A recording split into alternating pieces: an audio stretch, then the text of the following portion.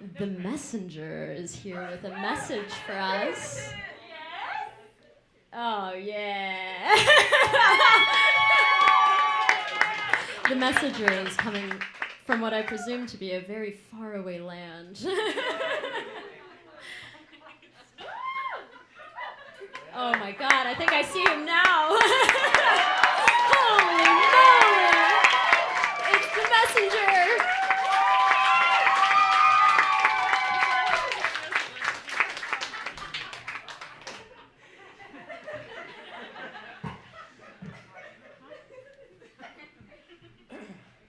What's so funny?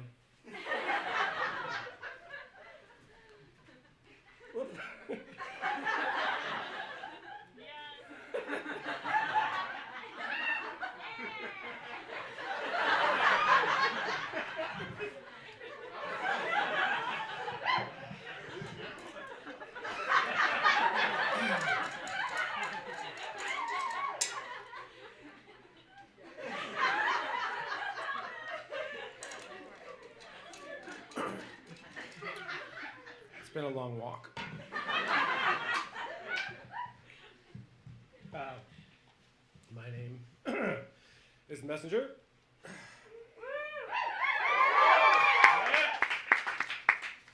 And I'm getting old.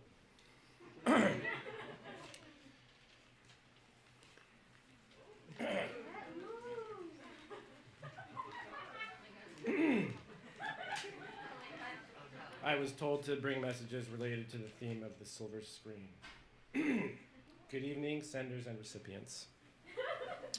My name is the messenger. My motto, nec niminem nec param nuntium. No message too great or too small. And I'm here to deliver some very important messages. Well, I guess it's up to you to decide whether they're important or not.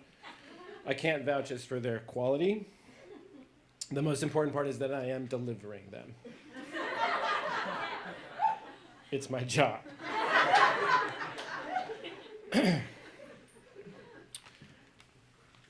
A message to Photoplay Magazine, 1922.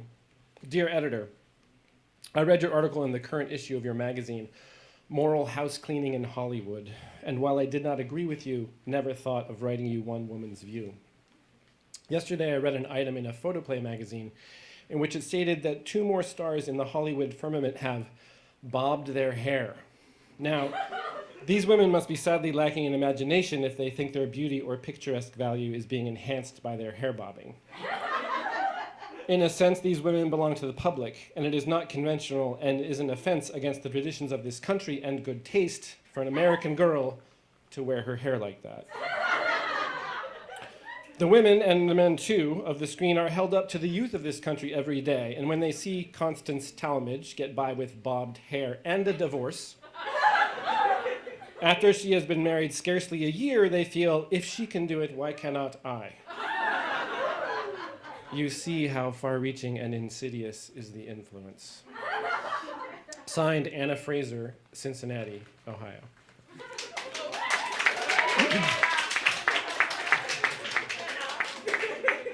There's more. A message to Motion Picture Magazine, 1924.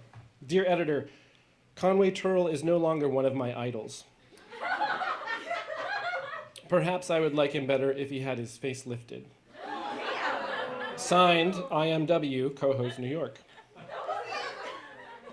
This next one's a little long, so settle in. A message to the readers of The Spectator magazine, 1925, the Peter Pan film.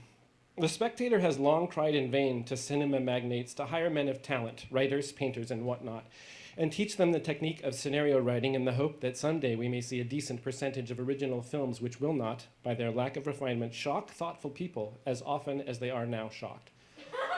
But in the meantime, it is no advantage whatsoever that the producer of Peter Pan should have invited Sir James Barrie to write a few special captions for the film of his famous play. The picture follows the play fairly closely, perhaps too closely. It is 1,000 pities and a great weakness in the film itself that the action should be held up again and again to allow a quite unnecessary subtitle, however charming, to occupy the screen. People go to the cinema to see pictures, not read printed words.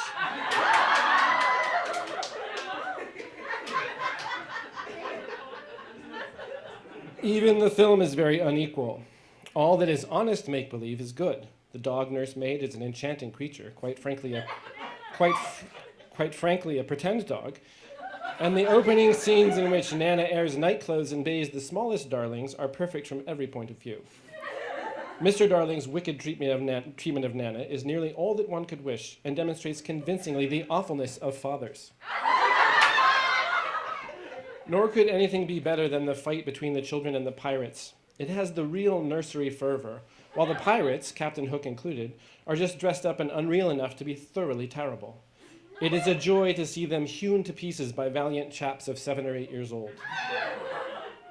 Perhaps the real charm, to grown-ups at any rate, is the rest of the play is to remind us of all the thrilling times we did not somehow have as children.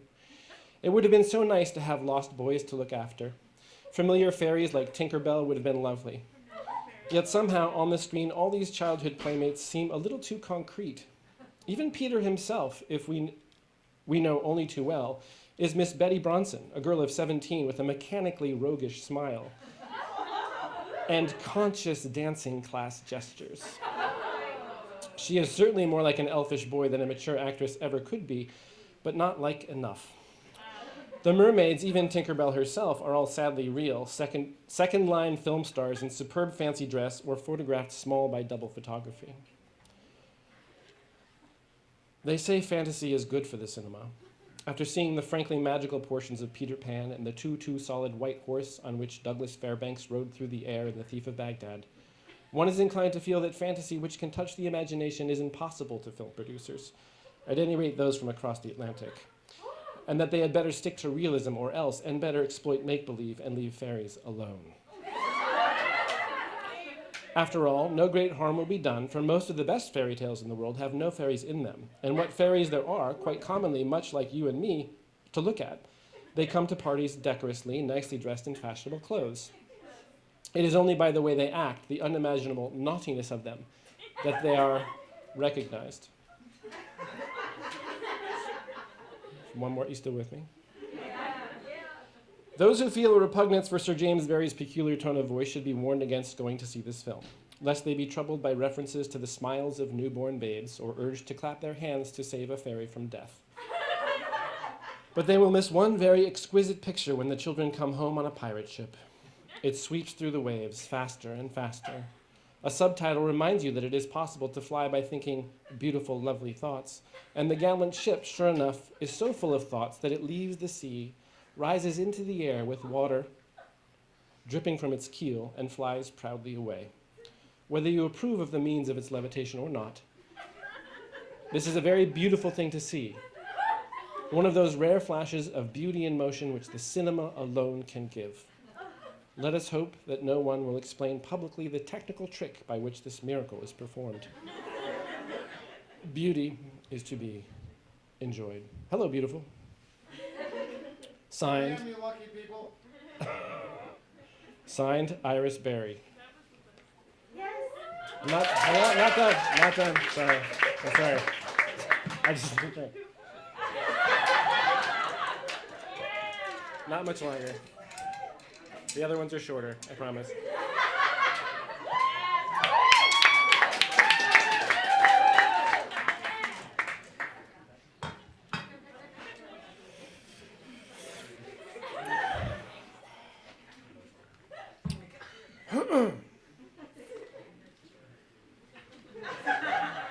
A message to the readers of Amazon.com. December 5th, 2014. The Shining, 1980. 1 star.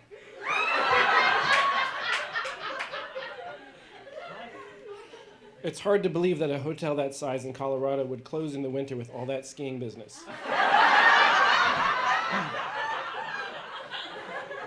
Signed, Wayne Hughes. A message to the readers of Amazon.com. February 21st, 2013. The Wizard of Oz, 1939. 1 star. Title, Not Happy.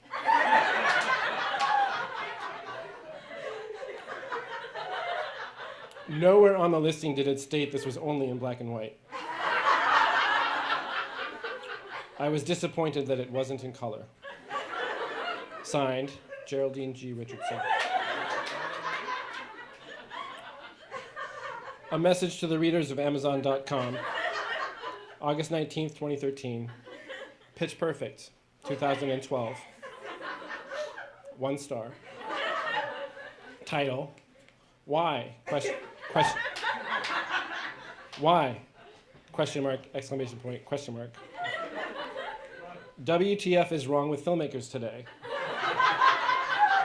This has captured my daughter's flights of fantasy, and now she thinks she can sing. We have to eventually tell her, but are lacking a tactful way to save her from her voice.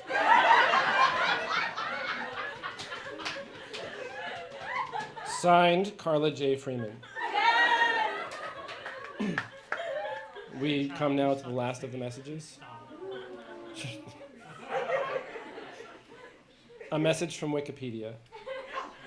Frank Oz, born Frank Richard Osnovich, May 25th, 1944, is an American actor, puppeteer, and filmmaker. He began his career as a puppeteer, performing the Muppet characters of Miss Piggy, Fozzie Bear, Animal, and Sam Eagle in The Muppet Show, and Cookie Monster, Bert, and Grover in Sesame Street. He also puppeteered and/or provided the voice for Yoda in the Star Wars series. A message from Frank Oz, left via voicemail to film reviewer Andy Spletzer after the release of Mr. Oz's film The Indian in the Cupboard in 1995.